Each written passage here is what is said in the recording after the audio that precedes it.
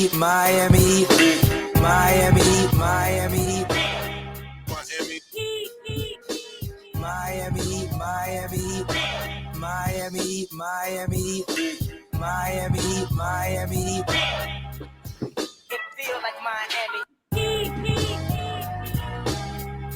Welcome to a very impromptu episode of the Miami Heat podcast. I'm your host, Giancarlo Navas. With me today, we got the intern Pablo. So Pablo's just Pablo's Mr. Availability today. This season, he's Mr. Kyle Lowry. Best ability.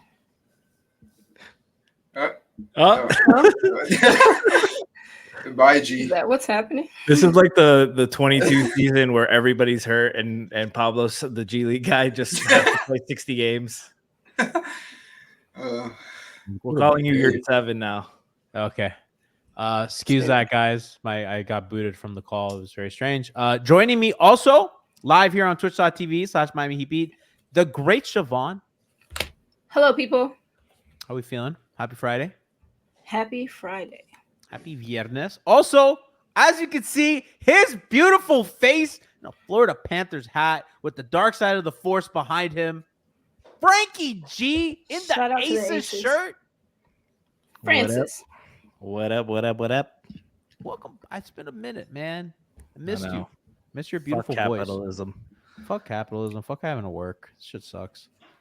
God. But we're all here together on this beautiful Friday with my friends, and we're here to talk about Draymond Green and his potential fit with the Miami Heat. It's been there's been some buzz on the timeline, and we got popping in the group chat. We were like, is that something that we would want to do? Is that something we'd be interested in doing? And I thought it'd be a kind of a fun thing to toss around here for 20, 30 minutes or so. Here on a Friday, we were all kind of free, so we said, "Fuck it, why not? We ball." So let's listen. I want to start with Franky because I miss him the most. I haven't seen him in forever. Franky, the question with Draymond Green is going to be the spacing, right? He's historically not a good shooter. This season, he's shooting 43% on about 3 attempts, 2.8 to be exact. He's shooting pretty well, considering he's shooting 53% from 2 and 43% from 3, having a very efficient year, averaging about 10 points a game. Do you think the shooting is something that's real this season? Is it you worry about his spacing? Because that's going to be the first thing that anybody asks about Draymond's fit here. Oh, for sure. The spacing is something to worry about. But, I mean, you can play the right lineups with Duncan, assuming you're keeping Tyler there with him too. There's ways to work around that. I would try. I would think about seeing if he would come off the bench and make it a little easier for the starting group. And you can. I think the spacing issues is a little bit mitigated when you play him with one of Jimmy or Bam and not both of them. But yeah, definitely. I don't expect him to come here and be in this hypothetical and be Jay Crowder shooting 44% on 8 attempts instead of the 3. Definitely stuff to worry about. But I think Bond talked a lot in the group chat about the high-low stuff that the Heat like to run, and Dray's excellent at that. Like, imagine 48 minutes of Bam and Dray at the 5. That's the answer to all the Heat issues and stuff. And then in the playoffs, you hopefully have enough shooting next to them 3, and if there's a rematch in the finals, defensively, I know we could finally match up with Aaron Gordon and Jokovic. I'm calling him Jokovic. Fuck that guy. Siobhan, would you want to piggyback off what Franky was saying? Yeah, no, I generally speaking, I don't know how deep we want to get into it, how quickly or whatever. I know we're trying to get in and get out of here, but yeah, I agree. And that's always kind of some of my ideas around spacing. I'm a believer in that there's always a way to kind of make things work. There's always a way to massage things, given it's just not gross. Like, I don't think Miami's roster is gross, like literally gross enough to where it's not doable. He's played off like use him as a screener. You have guys who are mid-range shooters, put him in screening situations, let them come off into that drop, use him away from the action. I think it would help our off-ball action a lot.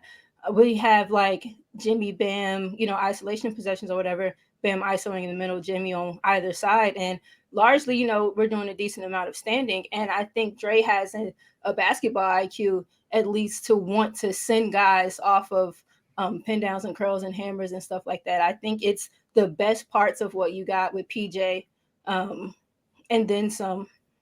And the stuff that isn't quite as clean, I definitely think you have the personnel to kind of work around, especially if you can get Tyler, whatever, however that works, if you can get Tyler to, play more off ball, you can have Dre sending him off of things and getting him momentum coming to the ball and turning these corners and things. I think there's a way to make it work. I guess I'm just worried about, because I agree that he walks in, he's probably the best passer, walking through that door on the team, which is going to help. I think he's a smart player. He's an extender. He's a connector, which is kind of what they're missing on this team, right, Pablo? They're missing kind of that little extra oomph. They're missing quite a few things on offense. One of the things is rim pressure, which he's just not going to provide. No. I think every team can use a little more shooting, but I think for sure they need kind of that extra 10% in the half court to kind of get where they need to go. And I think for sure he can provide that for them. He's going to be able to play that PJ Tucker role, but a lot better in my opinion, because usually with the Warriors now, he's shooting mostly from the top of the key.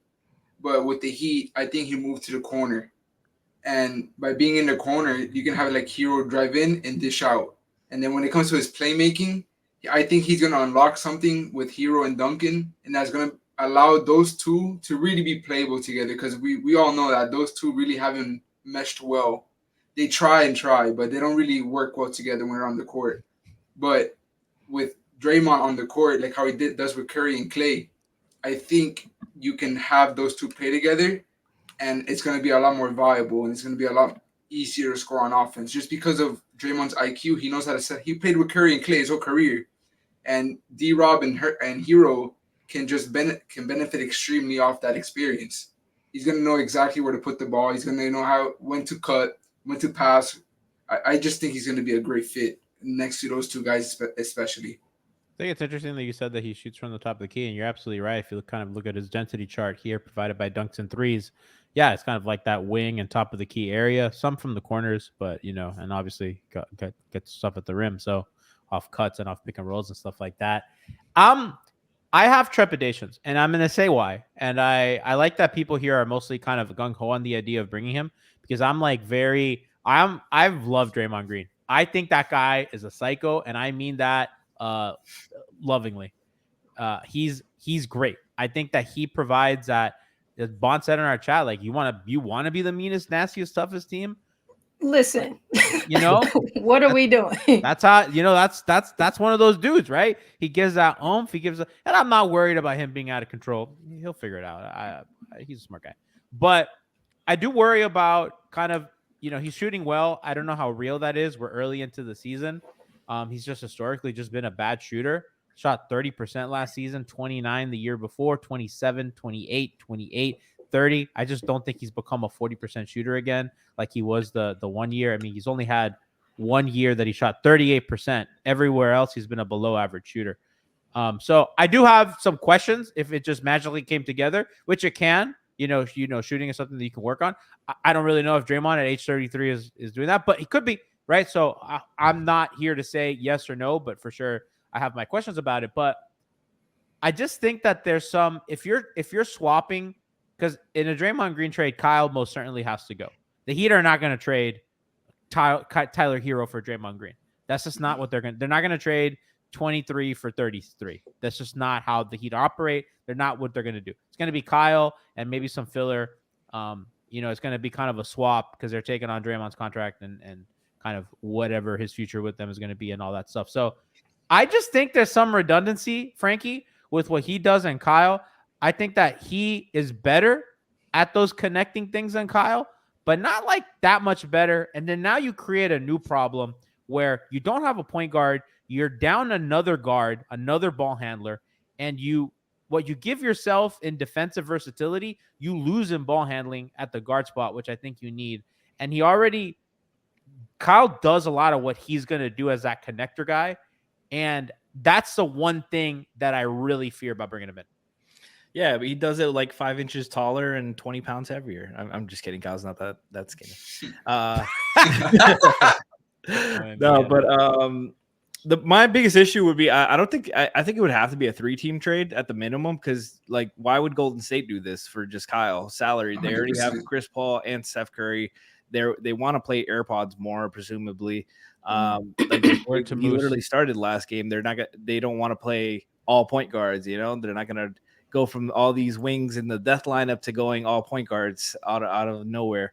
So I think it would have to be, and I think that would be where I would look for it the most, the other connecting piece, because I think you would try to get that third piece and another point guard coming back to Miami with Draymond, so it's not felt as severely. But there's a lot of things like in their best, like the ball's just moving. It's not like one guy is dominating the ball. I hate their ISO possessions. I hate when Bam is ISOing. I hate when Jimmy's doing it. I hate when Tyler's doing it. It's just so stagnant. I that's what I would love more about the Dray bringing in some of those elements of the motion, like more willing passers, and he's putting guys in place like where they're supposed to be. He's doing the hit ahead passes and stuff. And your front court depth, where you see when Bam's out and Bam's nursing a hip injury that's it's been an annoyance. He needs the rest. Like he'd be able to step in and fill that void. And I just think he'd bring more good than bad. It's not the cleanest fit ever, but I mean he'd have to take some chances at some point, because they're just good. They're good, not good enough, and that's like we say it every year, and every year the only thing that changes is Jimmy gets a year older. You don't worry about point guard, like who you running at the so you. Well, that's what I mean. Like you have to. It has to be a 3-team trade. Kyle has to go somewhere else because it doesn't make sense for them. So like I would have to. You don't think of Chris Paul, Steph Curry, and Kyle Lowry, 3 guard lineup can work? Stop it. Oh, Stop God. it. Honestly, we need CP and Kyle on the same team for the most Bond. I can see your face. The most annoying backcourt in the history of sports. In the history, they'll never receive another call. Refs do not like both of them. They'll never. Can you stop it, please? I don't want to see them together. Even Steph cannot erase the stench of whatever those guys are going to do. Can you bring Steph to Miami with Draymond? Yeah. Like maybe. No, yeah, let me just doing a lot. Pablo. We'll throw in One can dream, right? One can dream, right? No, now I'm kind of in on the idea of a CP Kyle. Now I want to watch. No, it's stop, bro. That's gonna be backcourt next year. Watch. They can send CP back with Dray. Don't tell me it was a good time now. I would love that. To your point about him being a connector, G. So I think that he is, but he still does most of his things like at the top of the key on the wings. I'm talking about Kyle, or kind of like penetrating but circling back out. Like Kyle doesn't ever really, at least maybe I'm kind of missing some things, but Kyle doesn't often enough for me find himself in the middle, like top of the key to the top of the charge circle area. And I think that no, I agree with you. But when I think of connector, I think of someone who can like Velcro those halves of the floor together. And I think a guard's job. I wouldn't say. I agree. Yeah, I agree that it's not. And they do a lot of. Dray is one of my favorite screeners. I love the way that he will just put himself and just stop and just let the guard or whomever navigate around him. There's definitely space to play him with Duncan. I think that you can get some slip. Golden State slips him a lot, and you have 2 rushing to Steph, and then he's just slipping into open space and all that like red area down there. A lot of in his shot chart, a lot of that is him just slipping in and being aggressive and kind of finishing. You have Bam, who's always a lob threat. Dray can occupy the closer to post area if Bam would like to operate kind of higher up in the elbow. And the last thing I'll say about like the shooting, I think Dray came into the season much more willing to shoot, which is an indicator of knowing that even Golden State has needed him to shoot. And so I think it's about just, of course, it's about making them. And I'm biggest arguer of shooting is one of the easiest things to work on. But if he's willing to take them and, you know, give you all the other things, and then hell, if not, like I see Dray left alone in the corner and not getting anything out of it or whatever, and then just pitching the handoff to like a Duncan swinging into the corner, like, and then Dre slipping and relocating and he's kicking. And I don't know. I think they're like, to like how Franky buttoned it up. I think he gives them more good than bad. Yeah, Hypothetically. and one more thing, I think about the stuff he does on the weak side, that it's not just the catch and shoot that you'll get. You remember what PJ would really do was he'd catch it on the weak side, and he never wants to shoot, so he would do the dribble handoff to the guy coming out off the wing, or set a flare screen early, and a lot of flares and hammers. Exactly, and you throw the help on Duncan or Tyler. Both of those guys can make that jump pass into the short roll. And Dray is deadly in the short roll, as he's been his whole tenure. He's great at finding cutters, attacking, being aggressive. Not the prettiest finisher, but he uses his body well. He's willing to be aggressive and get to the line, and make the right play. Like I think that's one of the things where it's kind of underrated, his aspect and his importance to Golden State, where I feel like most important player. That's what I think. I think he's the most important player. Yeah, after Steph, he's definitely the most important player. And he brings elements there that the Heat have. Like, they can't really do the short roll with Kevin Love because Kevin's not really a threat to go downhill. They do it a little bit with Jimmy, but Jimmy sometimes catches and holds too much, and Bam doesn't have the cleanest handle to do it too. But Dre would bring some different elements there on the weak side. That's not just shooting. Haywood's decision making in the short roll hasn't picked up yet. Like, he hasn't gotten the speed of it yet. And so I know we're talking about the offense, but defensively, like, this team needs to get back to who they claim themselves to be defensively, and they're not there. And it's so, like, Bam's not there. And I know Haywood being not there is also a blow to them, but when Bam is not on that team, like, the defense falls off a cliff. And we've said it, we've seen it, it's evident. And one, it's really unfair to Bam. Like, that's putting so much on him. And I think it'd be great to have someone who can come in, like Franky said earlier, and stabilize them in the back. He's a talker. He's going to direct and communicate. And then in the instances where you have Bam and Draymond, you have one of the best defensive front courts in the league. Yeah. Last thing on the offense, we'll pivot to defense to what Franky was saying. The Warriors, a lot of times, because Draymond was not a good shooter last season, what they do is they would use him as a handoff man. So when that guy has to close out, because then he's going to run a handoff with Steph or Clay. Miami did that this season in the finals with Bam and Duncan Robinson. They'd space Bam in the corner, and they would force Jokic to have to come out and guard that, and then they'd run kind of a DHO with Bam and Duncan. So Golden State does that. Teller too. Yeah. And it's a smart way to kind of make a non-shooter kind of a threat by stapling him to another guy, because you got to guard that action and one guy can't guard it. So that's a kind of creative way that both the Warriors have done and Miami has done. So you know that it's in the playbook, and that would work quite nicely here, considering Miami has guys like Max and sorry, not Max. Freudian. Duncan. To be honest with you, I was thinking Cole Swider. No, I'm dead ass. Give him New Max. You Max Strus. I texted Tiff today because Cavs have had a day, and I go, Tiff, your Cavs in disarray. She just sends me a bunch of crying emojis, like it's over. Like this is my girl Tiff's going through it. So defensively, Miami's missed some edge defensively this year. I think we all know that. We all feel it. Jimmy has had some slippage on that end already.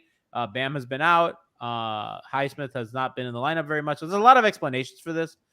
I think, and Bon and I talked about this, Hawkins is not like where he will be defensively. I think that's probably one of the areas where he can improve the most, because he's not bad by any means, but he's not really like where he should be. I think Josh, and we've talked extensively, is an experience, to put it kindly. In a lot of ways, they don't really have, they have, he's good sometimes, and sometimes he's not good. It just, depends. Their point of attack issues are for real.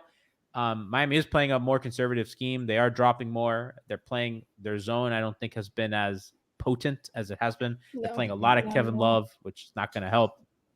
a lot of Kevin Love and Duncan Robinson together, which will never really help your numbers, especially when Jimmy's not Mr. Cleanup Man. So Draymond's going to help.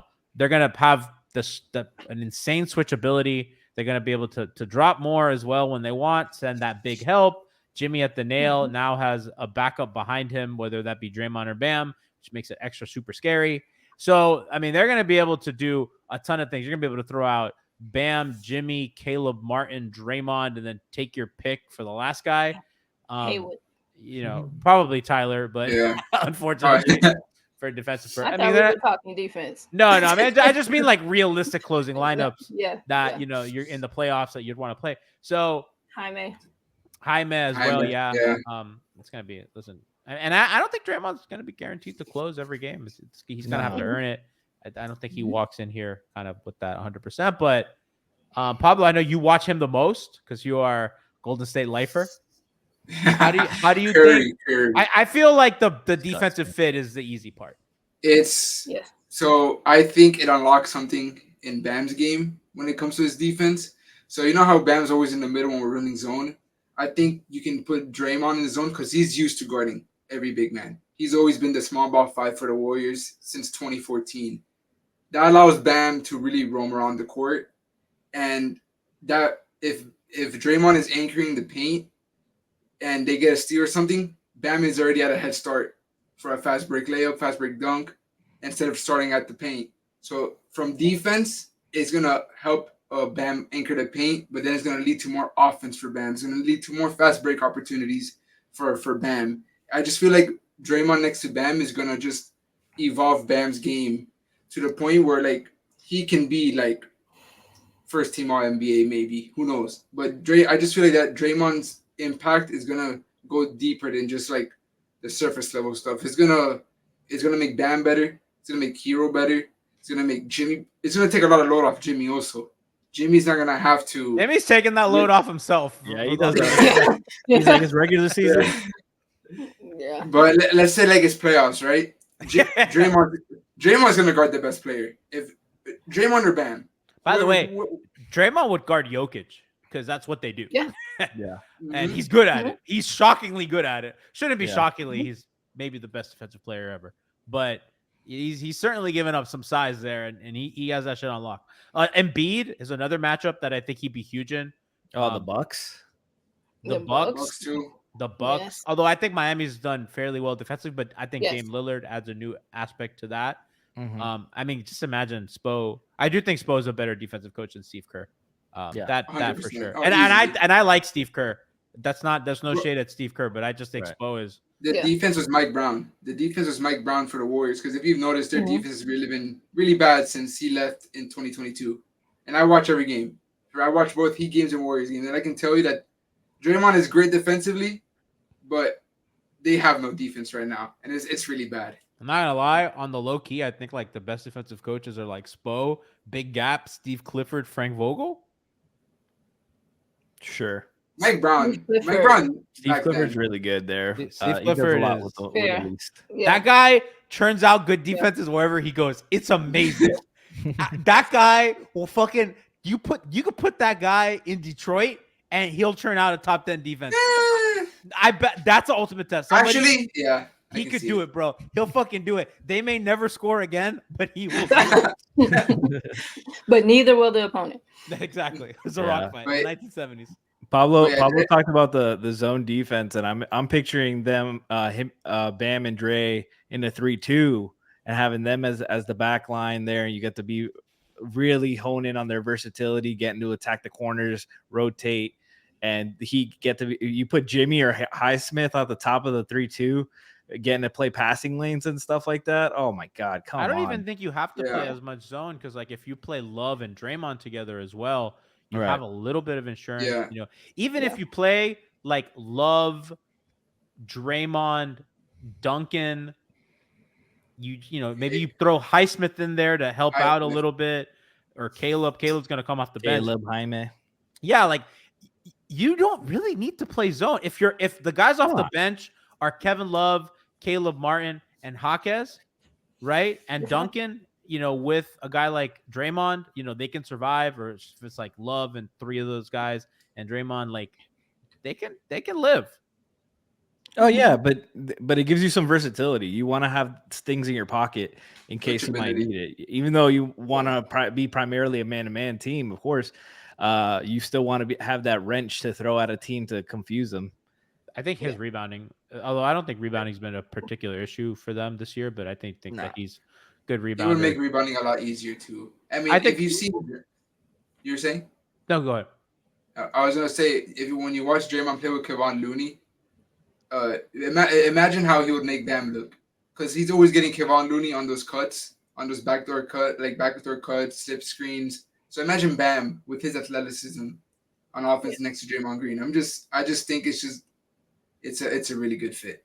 I think the point too that Pablo made earlier about him aiding Bam, and this zooms out a little bit, but I think a lot of the lack of respect, love, attention, or whatever that Bam doesn't receive nationally for his defensive efforts, I've always kind of believed it's because it kind of maybe feels a little bit gimmicky, only because they still lack an interior presence when he's out doing the things that he does that makes him stand out defensively on a perimeter area. So I do think that having someone who can anchor the Miami defense while he's out roaming, switching, hard hedging. Draymond's a great hedger. Like, I do think that it would help free Bam up a little bit more and give him kind of more room to be highlighted in what his defensive kind of versatility really entails, without feeling like Miami is suffering for it so much on the back end. Mm-hmm. And to clarify that, you're not saying it is, you're just saying that that's how people interpret it.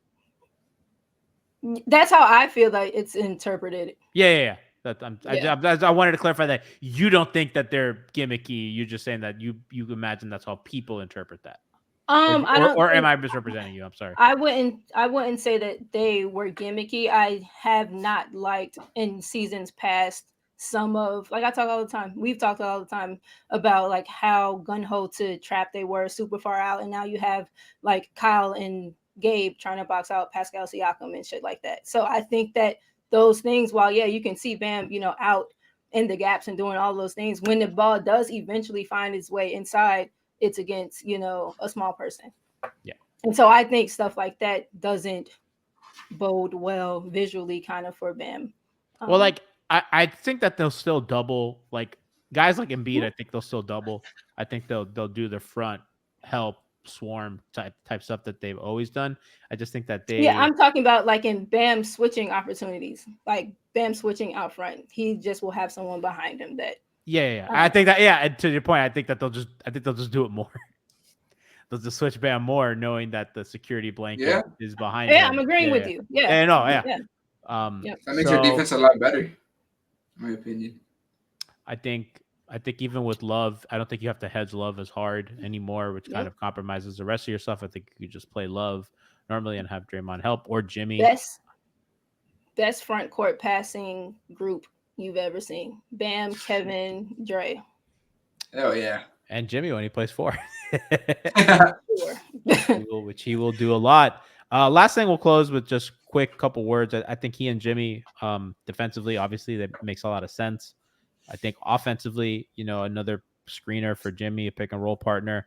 I do worry when, they do run 2-man game, what Bam does on the floor during those points. Bam has added a mid-range jumper. I just do think him standing at 17, 15 feet, not super great for them. And I think that the spacing with him gets a little more complicated when they run some 2-man game with Draymond, because at least like Draymond might shoot the ball. Bam's probably really not going to shoot a spot up 3. Draymond at least is like, he might do it. You know what I mean? So that's in the mind. So that is another of my main concerns. And yeah, guys, I think that it's going to be fun to watch kind of as the season matures, we'll do other things. I'm sure next week or the week after we'll do an episode on Larry. We'll kind of target you guys in chat. If there are people that you're interested in, the Heat to target, we can do like a one of these quicker episodes, kind of go through how we feel about them and stuff like that. Maybe we can get Brian Goins one day to kind of show what these trades might look like. Obviously this one was a little easier, just be like a Kyle, Draymond, and like little thing swap. It's nothing too complicated, but I guess Frankie suggested it might have to be a 3-team, but we'll see. So appreciate you rocking with us on a Friday night. Hope you all enjoy your weekend. Tomorrow, Heat Bulls. A reminder, I will be on 5 Reasons post-game show with our good friend Lefty Leif. So I don't think I've been on a 5 Reasons post-game show ever. So this is exciting. Exciting for me. Exciting. So if you guys want to tune in, we'll be there. We're off tomorrow here at MHB. And we'll be back Monday. I make Christian Hernandez maybe back Monday. Tentatively, is confirmed to be on post-game Monday. So if you want Christian, we will be there Monday. Bond is hosting for the Orlando Magic on Wednesday. We'll give you with the pods on Tuesday. I told you I'm working on Ethan Skolnick. So, we'll see how that goes. So we'll see you next week, chat. Peace. Deuces.